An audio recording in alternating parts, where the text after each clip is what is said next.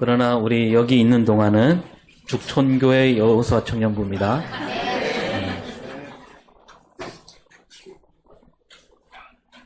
네, 정말 감사합니다. 우리 옆 사람 인사할까요? 집사님, 우리 한번 세상을 살려봅시다.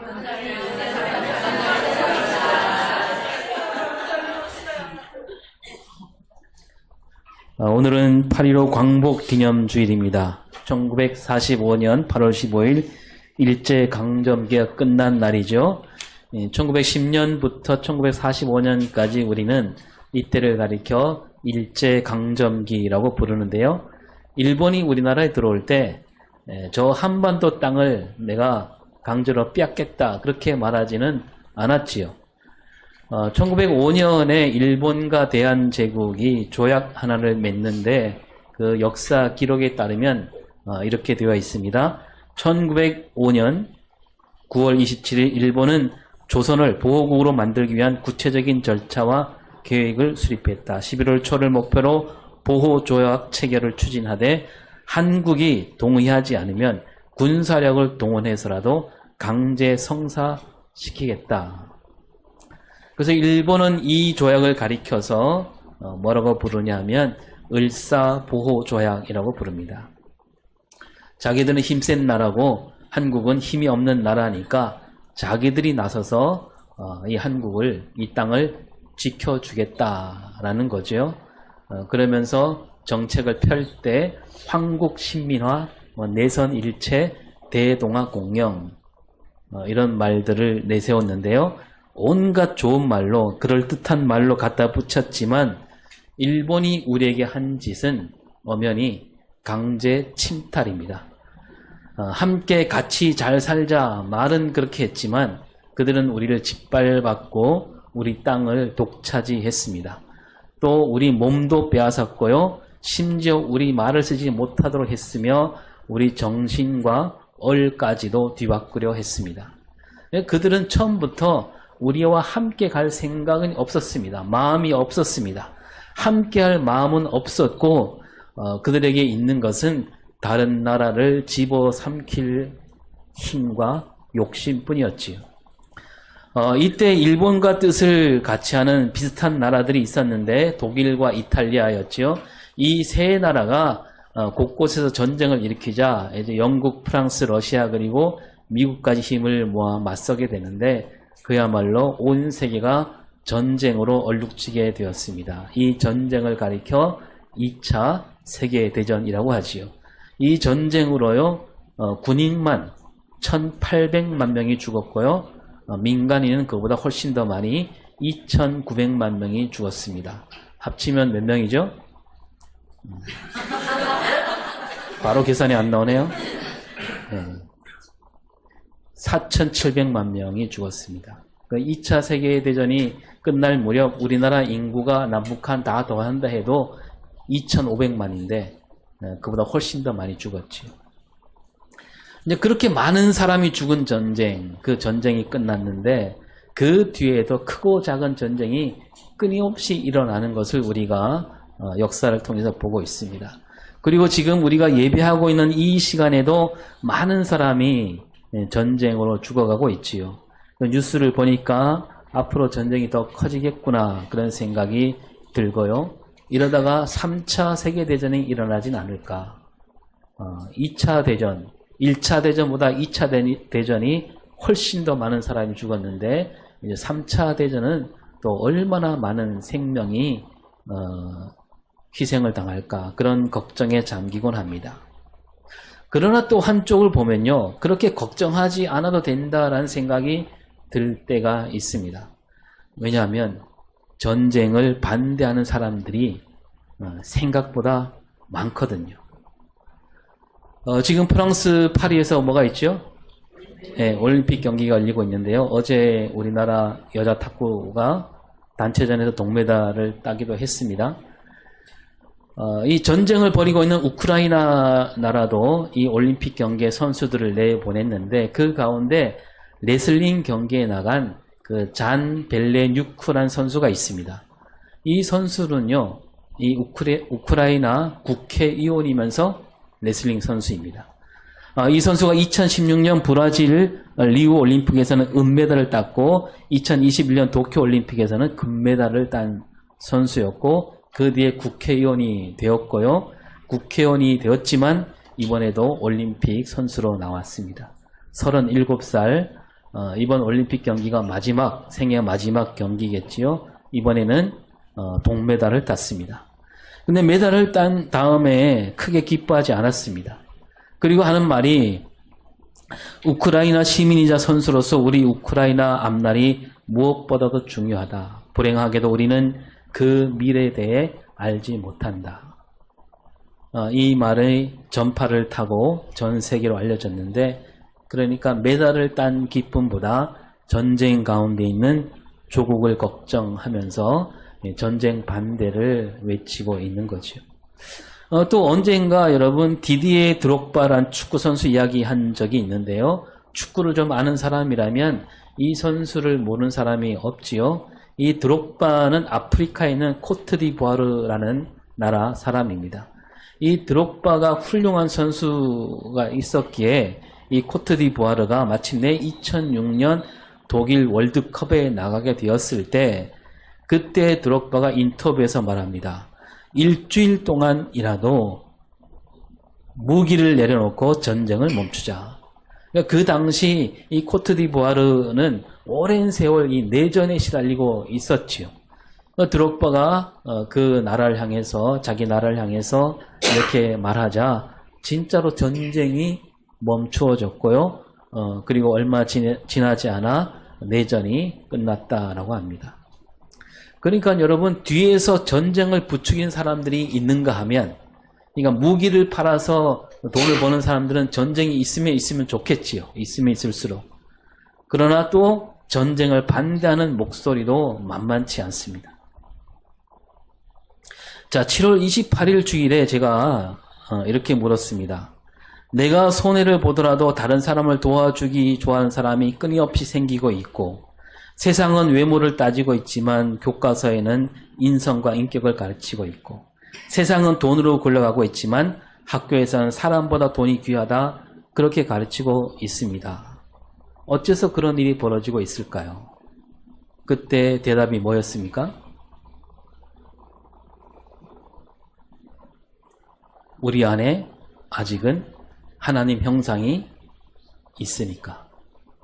여러분 싸움을 좋아하는 사람이 누굴까요? 누구하고 싸워도 이기는 사람이 싸움을 좋아할까요? 아니면 싸우기만 하면 지는 사람이 싸움을 좋아할까요? 네, 저는 싸움을 좋아할까요? 네. 네. 믿음대로 될지어다. 그러면 싸움에서 이기는 사람이 살아남겠습니까? 지는 사람이 살아남겠습니까? 이긴 사람이 남겠지요. 그리고 그 사람이 낳은 자식들은 싸움을 좋아하는 사람이 되기가 쉬울까요? 아니면 싸움을 싫어하는 사람이 되기가 쉬울까요? 네, 그 아버지의 그 아들이겠지요. 그렇다면 이 세상은요, 세월이 흐르면 흐를수록 어떤 사람이 더 많아지기 마련입니까? 살아남는 사람들은 싸우길 좋아하는 사람이었고 싸움에서 이긴 사람 아닙니까? 그러면 이 세상은 자꾸만 싸우기를 좋아하는 사람이 더 많아지겠지요. 그런데 어째서 아직도 이 세상에는 싸움보다 평화를 외치는 사람이 끊임없이 생기고 있습니다. 왜 그럴까요? 여러분 노벨 평화상은 있지만 노벨 전쟁상은 없지요. 왜 그럴까요? 여러분 내가 이 땅에 태어났다라는 것은 우리 조상이 싸움에서 살아남았다는 뜻 아니에요? 어쩌면 우리는 싸움을 잘하는 사람, 싸움을 좋아하는 사람, 싸움에서 이긴 사람 그 피를 물려받을 확률이 그렇지 않을 확률보다 훨씬 더 많습니다. 그런데도 세상은 싸움을 그쳐야 한다. 전쟁을 멈춰라. 평화가 으뜸이다. 이런 소리가 끊어지지 않고 있습니다. 왜 그렇겠습니까? 우리 안에 전쟁보다 평화를 더 사랑하는 유전자가 있기 때문이 아니겠습니까? 다른 사람을 힘으로 눌러 올라서려고 하는 그런 유전자보다 함께 손을 잡고 함께 올려 잘 살아보자 하는 그 유전자가 있기 때문입니다. 그러면 그 유전자는 어디에서 비롯되었을까요? 그 유전자는 언제부터 어디에서 비롯되었을까요? 창세기 1장 26절을 볼까요? 따라 우리의 모양대로 우리가 사람을 만들고. 하나님이 사람을 지으실 때 하나님이 형상을 따라 지으셨는데 하나님이 여기서 말씀하시기를 뭐라고 말씀하십니까? 예, 내 형상대로 그랬습니까? 아니에요. 우리의 형상대로, 우리의 모양을 따라. 여러분, 우리가 누굴까요? 여기서 우리가 누굴까요? 성부, 성자, 성령입니다. 성부, 성자, 성령 하나님이 세 분이면서 한 분이지요. 그러니까 하나님이 그러니까 우리의 형상대로 지었다. 이 말은 뭐냐 하면 하나님이 우리 안에 사람을 지으실 때 그 안에다가 함께하는 우리라는 유전자를 심어주신 겁니다. 함께 손을 맞잡고 살아가는 그 유전자를 우리에게 주신 거예요. 하나님이 우리를 지으실 때 더불어 함께 살도록 지어주셨다는 겁니다. 그래서 하나님께서 아담을 잠들게 하시고 하와를 지으셨잖아요. 그 아담이 깨어나서 하와를 보자마자 뭐라고 외칩니까? 내 뼈 중에 뼈요, 살 중에 살이로다. 이 말은 뭡니까? 너와 나는 하나다. 우리다. 그거 아닙니까? 하나님께서 아담을 지으실 때부터 그 안에 서로 함께하는 기쁨을 느끼게 하는, 그게 우러나오게 하는 그 유전자를 심어주셨기에 아담이 그렇게 말할 수 있었던 거죠. 근데 그러다가 뭘 먹어요? 선악을 알게 하는 나무 열매를 먹습니다. 하나님 말씀을 어기지요. 그러자 아담이 바뀝니다. 하와를 보고 내 뼈 중에 뼈, 살 중에 살이로 했던 아담이 하나님 앞에 와서 뭐라고 말합니까? 창세기 3장 12절. 하나님이 주셔서 나와 함께 있게 하신 여자 그가 나무 열매를 제게 주므로 내가 먹었나이다. 네. 아담이 하와 탓을 하고 있는 거예요. 하와 때문에 내가 이렇게 되었습니다. 그래 하와 탓만 하는 게 아니고 하와를 가리켜 말할 때 하나님이 주신 여자 하나님이 내 곁에 있게 하신 그 여자라는 얘기죠. 하나님께서 그 여자를 나에게 주셨기에 일이 여기까지 벌어졌노라. 하나님께서 여자를 만드시지 않았다면 이런 일이 생기지 않았을 것이다. 어쨌든 지금 아담이 생각이 바뀐 거예요. 이제 아담은 하와를 내 뼈 중에 뼈요, 살 중에 살이 아니라 하와는 우리가 아니라 한 몸이 아니라 뭡니까? 그 여자가 된 거예요. 그 여자. 아담과 하와가 낳은 첫째 아들 가인도 자기 동생 아벨을 우리로 여기지 않았어요. 동생을 아끼는 형이 아니라 동생을 뭐로 생각합니까? 경쟁자로 여깁니다. 동생보다 앞서려고 합니다. 그러니까 무슨 얘기냐면 죄가 들어오니까 남 탓하는 유전자, 곁에 있는 사람을 경쟁자로 여기는 유전자가 생긴 거죠. 따라서 여러분 이렇게 보면 우리 안에 두 가지가 다 들어있는 거예요. 처음에 하나님이 주신 유전자, 서로 함께하는, 하나가 되게 하는 그 기쁨을 느끼는 유전자가 있었고, 그리고 죄로 들어온 유전자, 남 탓하며 다른 사람을 이겨내려고 하는 유전자. 여러분 어느 유전자가 이길까요?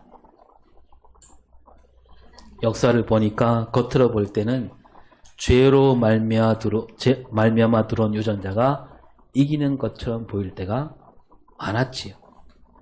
힘센 나라가 세계를 주름잡았잖아요. 성경만 보더라도 애굽이 그랬고요. 아수르, 바벨론, 바사, 헬라, 로마가 그랬습니다.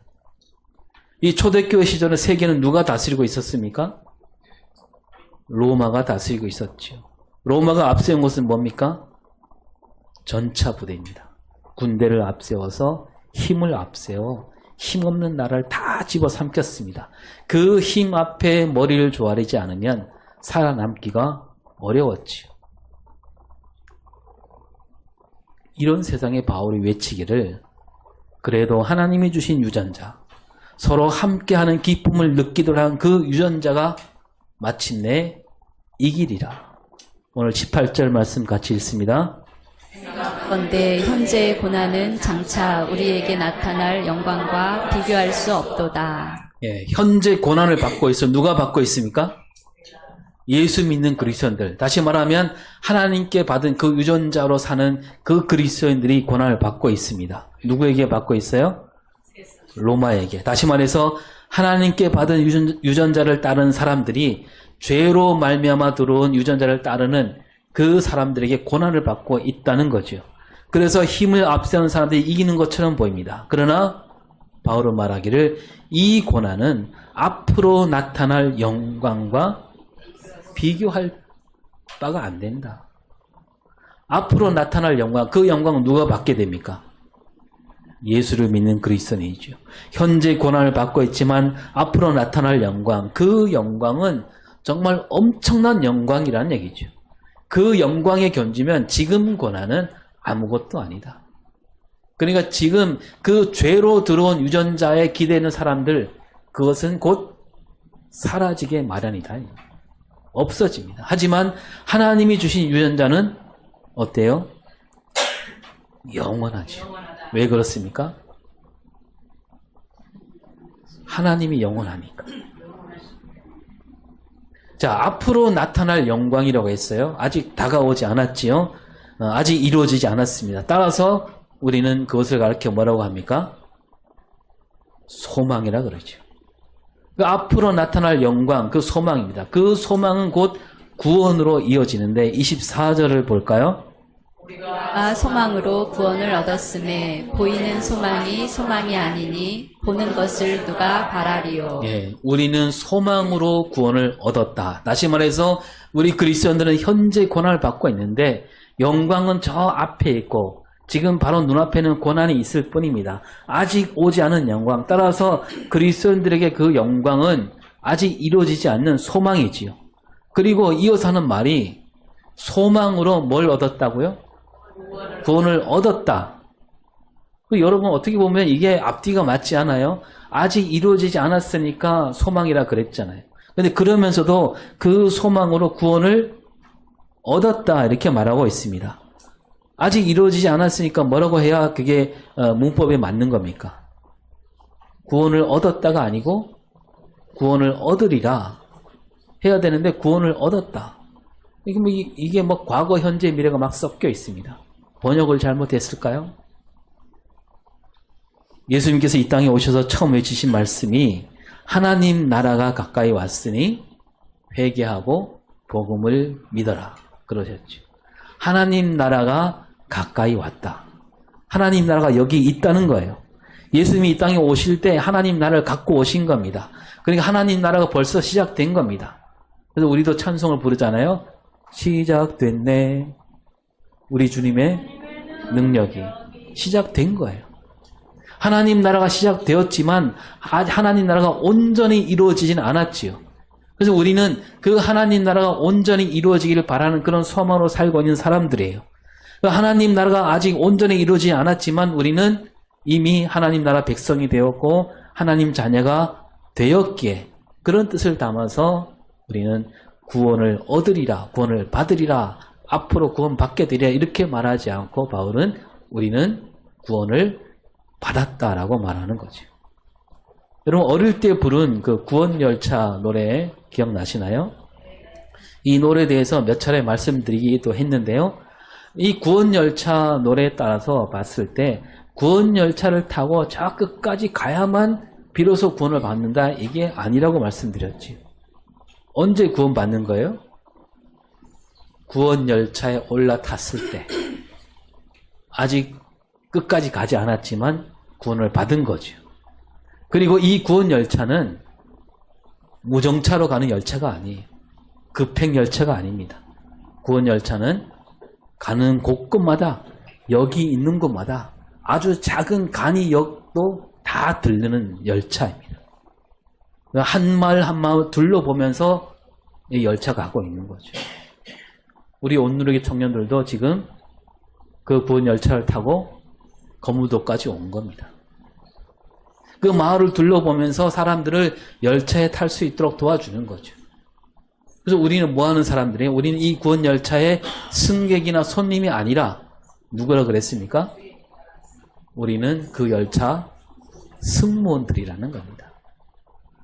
이 열차가 차고지에 들어가는 날, 그날이 마지막 날인데, 그러니까 이 구원 열차 승무원이 된 사람은 그 구원 열차가 어디에 있든지 간에 아직 끝까지 가지 않았지만 이미 구원받은 사람들이라는 뜻이죠. 그런 뜻을 담아서 바울은 우리가 소망, 아직 다 이루어지지 않았지만, 끝까지 가지는 않았지만 우리는 구원을 얻었다라고 말씀하고 있는 겁니다. 그리고 여러분 이런 말씀이 있잖아요. 이어서 그 보이는 소망은 소망이 아니다. 예수를 믿지 않는 이들은 보이는 것만 바라본다는 거죠. 눈앞에 보이는 걸 따라갑니다. 손만 뻗으면 잡을 수 있는 그 세상 헛된 영광을 쫓아갑니다. 그게 그들은 구원이라 여기고 있는 거죠. 오늘 새벽에도 말씀 나눴지만 마치 저 옛날 이스라엘 백성들이 그 황금 송아지를 만드는 일과 같은 거예요.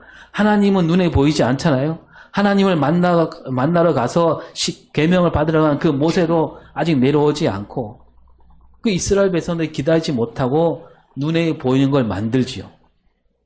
황금 송아지를 만듭니다. 거기에 머리를 조아리면서 마치 구원을 얻은 것처럼 노래를 부르고 춤을 췄습니다.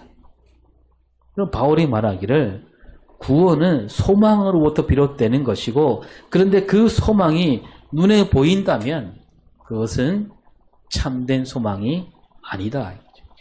눈앞에 보이는 잡힐 듯한 그것은 거기에는 구원이 있을 수 없다는 거예요. 지금 초대교회 그 앞에 로마 제국이 버티고 있습니다. 많은 사람이 그 어마어마한 힘 앞에서 머리를 조아리고 있습니다. 거기에 소망을 두고 삽니다. 그렇게 여기죠. 줄을 잘 서기만 하면 이 로마가 주는 권세, 로마가 주는 물질, 로마가 주는 온갖 혜택을 누릴 수 있겠구나. 그러나 바울은 말하기를 거기에는 구원이 없다는 거죠. 눈에 보이는 소망, 거기에는 구원이 없다는 거예요. 그건 소망이 아니라는 겁니다. 구원은 눈에 보이지 않는 소망이다 이렇게 말하면서 25절에 뭐라고 합니까?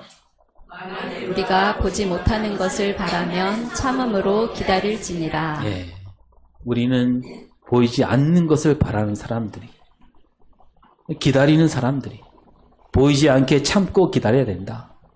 예수님이 다시 오실 때 비로소 우리는 뚜렷하게 보게 되는 거죠. 고린도전서 4장 18절을 볼까요? 주목하는 것은 보이는 것이 아니요 보이지 않는 것이니 보이는 것은 잠깐이요 보이지 않는 것은 영원함이라. 우리 눈에 보이는 것, 그것은 그때뿐이라는 겁니다. 곧 사라져서 없어지기 마련입니다. 그러나 우리 소망은 없어지지 않지요. 썩지 않습니다. 영원한 소망이라는 거죠. 여러분, 우리는 이미 구원을 얻은 사람들이죠. 그런데 그 구원은 눈에 보이지 않아요. 눈에 보이지 않으면 참된 구원입니다. 우리는 오랫동안 기다렸고 그 기다림으로 구원이라는 소망을 이루어내고 있습니다. 우리가 이 진실을, 이 진리를 알려야 할 책임이 있는 겁니다. 오늘 말씀 19절을 볼까요? 우리 고대하는 바는 하나님의 아들들이 나타나는 것이니. 네. 여기서 피조물 말이 나오는데 20절, 21절, 22절에 피조물이 나옵니다. 피조물인 말이 왜 갑자기 나올까요? 여러분, 이 세상에 피조물 아닌 것이 있을까요? 없습니다. 그런데 굳이 피조물이라고 하면서 피조물이 따로 있는 것처럼 말씀하고 있습니다. 그러니까 풀어서 말하면 그리스도인들은, 예수를 믿는 그리스도인들은 이 세상을 바라볼 때 이 세상은 하나님께서 지은 세상이다 이렇게 바라본다는 얘기입니다. 하나님께 지음을 받았는데 그렇게 생각하지 않는 사람들이 있기 때문에 그들은 세상을 보는 눈이 다르지요. 하나님께서 세상을 지으셨다 이렇게 믿는 이들, 그러니까 그리스도인들은 이 세상 모든 만물이 무엇을 고대하는지, 무엇을 바라는지 그게 보인다는 얘기입니다. 이 세상이 하나님께 지음을 받았다, 이 진리를 믿지 않는 이들은 세상을 엉망으로 만들지요. 세상을 보면서, 이 자연 세계를 보면서 그들은 그 안에 담긴 하나님 손길을 전혀 깨닫지 못하지요. 아니, 깨달을 수가 없습니다. 그런데 우리 그리스도인들은 세상을 바라볼 때마다 피조물이구나. 하나님이 지으신 세상이구나. 이 세상 모든 만물 안에 하나님 뜻이 서려 있고 그 만물이 진짜 바라는 것, 그것을 우리는 알아차릴 수 있게 됐다는 겁니다. 그 세상 모든 만물은 하나님의 아들들이 나타나기를 고대하고 있구나. 애타게 기다리고 있구나. 그게 보인다는 얘기입니다. 여러분, 앞에서 우리가 세상 모든 사람에게 하나님의 형상이 있다 그랬습니다. 하나님이 물려주신 유전자가 있다 그랬습니다. 믿지 않는 이들은 아직 깨닫지 못하고 있지만 세상 누구에게나 생명이 있는 모든 만물에게는 하나님의 형상이 심겨져 있지요. 근데 그들은 참된 나를 깨닫지 못하고 알지 못하고, 그러나 우리는 알고 있는 거죠. 이 세상 모든 사람은 다 하나님이 지으신 피조물이다. 따라서 그 피조물 안에는 하나님 형상이 있다라는 뜻을 담아서 피조물로 보고 있는 겁니다. 그리고 하나님의 아들들이 나타난다. 이게 무슨 뜻일까요? 하나님의 아들들, 예수를 믿는 그리스도인들이다, 이런 뜻도 있고요. 하나님의 형상이 마침내 드러나게 된다는 얘기입니다. 온 세상의 모든 피조물 안에 하나님의 형상이 있는데 그 형상이 드러나게 되기를 기다리고 있다는 얘기입니다. 죄로 덮인 세상이고 죄로 가득한 세상인데 머지않은 날 하나님 형상, 그러니까 하나님이 물려주신 그 유전자가 마침내 드러나게 되리라. 그 믿음을 말하고 있는 거죠. 아직은 그날이 오지 않았지요. 그래서 20절을 보면 이렇게 되어 있습니다. 우리 허무한데 굴복하는 것은 자기 뜻이 아니요 오직 굴복하게 하시는 이로 말미암음이라. 네, 아직 그날이 오지 않았기에 그 피조물이 허무한데 굴복하고 있습니다. 허무한 데가 어디입니까? 세상 권력을 잡은 이들이죠. 앞에 말씀드린 대로 죄로 말미암아 들어온 유전자, 그 유전자에 기대는 사람들, 그들에게 굴복하고 있다. 그런데 이 굴복은 스스로 알아서 머리를 조아린 그런 굴복이 아니다. 굴복하게 하신 이로 말미암아 굴복하고 있다. 이 굴복하게 하신 이가 누굴까요? 하나님이죠. 그런데 하나님께서 굴복하게 하신다 이런 뜻이 아니라 하나님께서 잠깐 봐주시고 있다는 겁니다. 예수를 믿건 믿지 않건 세상 권세 앞에 사로잡혀 있지만, 그래서 마치 굴복하는 것처럼 보이지만 하나님이 당장이라도 그것을 깨칠 수 있겠지만 하나님이 기다리고 계신다는 거죠. 그리고 피조물이 진짜로 기다린 것이 무엇인가? 21절을 봅니다. 라는 것은 피조물도 썩어짐에 종 노릇한 데서 해방되어 하나님의 자녀들의 영광의 자유에 이르는 것이니라. 네, 앞에 20절에서 허무한 데 굴복한다 이 말과 썩어짐에 종로를 한다 같은 뜻이죠. 피조물은 여기에서 벗어나기를 애타게 바라고 있다는 거죠. 그래서 하나님 자녀들이 누리는 영광, 그 자유에 이기를 바라고 있다라고 하면서 22절에 같이 봅니다. 피조물이 다 이제까지 함께 탄식하며 함께 고통을 겪고 있는 것을 우리가 아느니라. 예, 그 피조물이 얼마나 울부짖고 있는지, 얼마나 큰 고통 가운데 있는지 우리가 안다. 우리가 누굴까요? 다른 사람은 모르는데 우리는 안다는 거예요. 여기서 우리는 예수를 믿는 그리스도인들.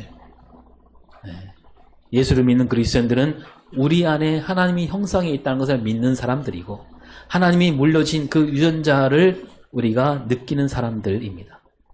그리고 이 그리스도인들은 어째서 그 피조물들의 진짜 속마음을 알고 있을까요?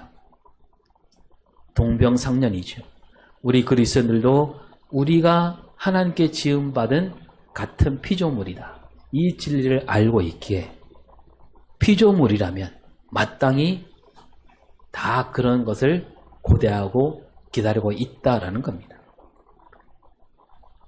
그리고 23절에 같이 봅니다.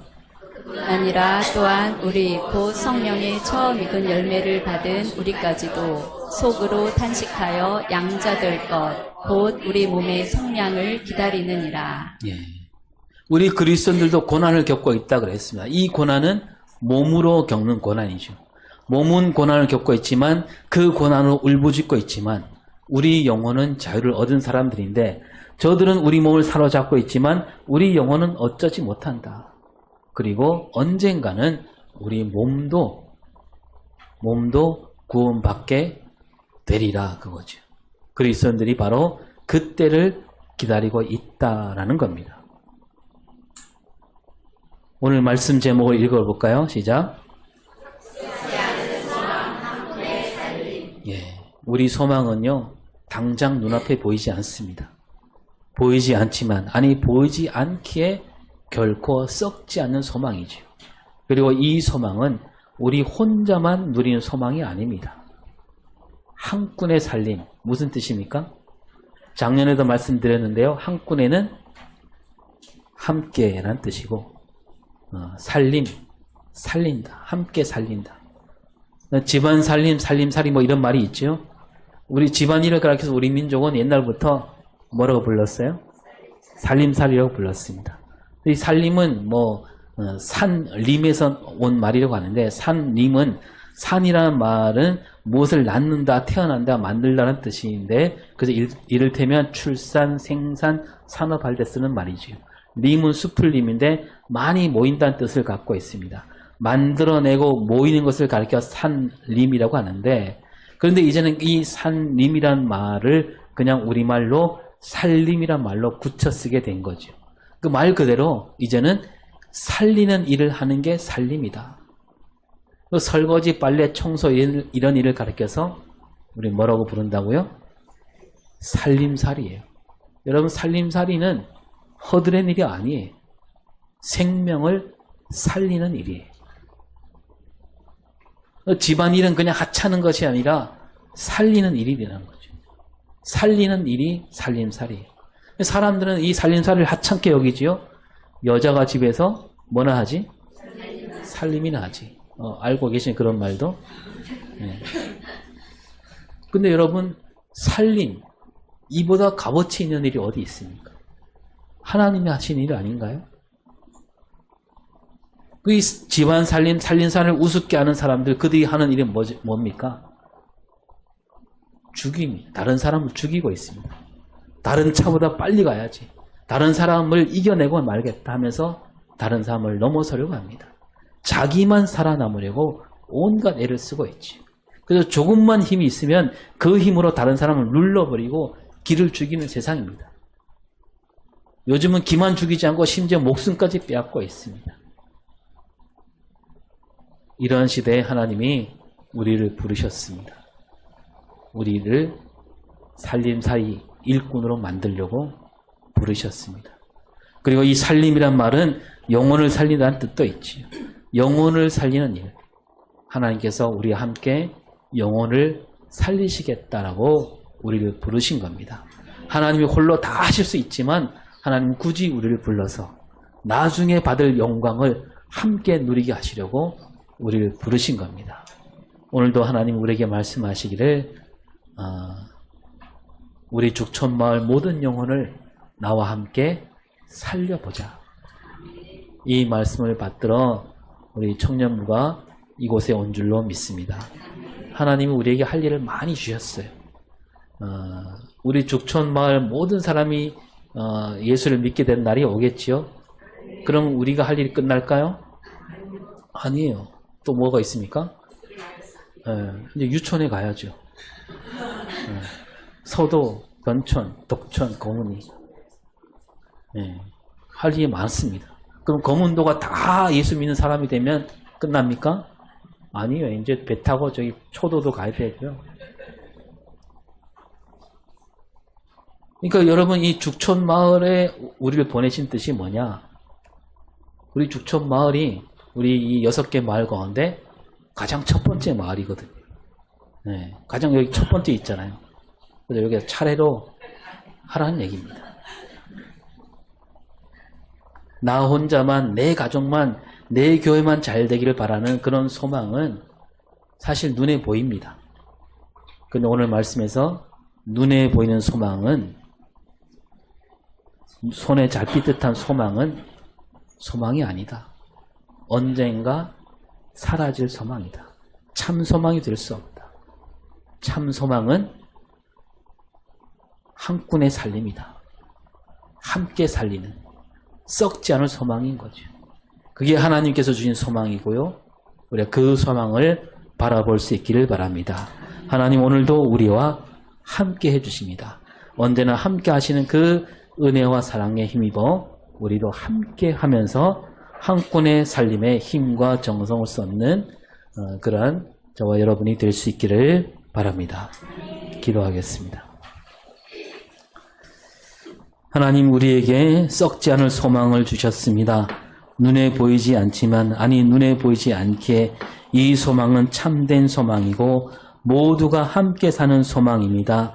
우리가 이 소망을 끝까지 붙잡고 살아가는 우리 삶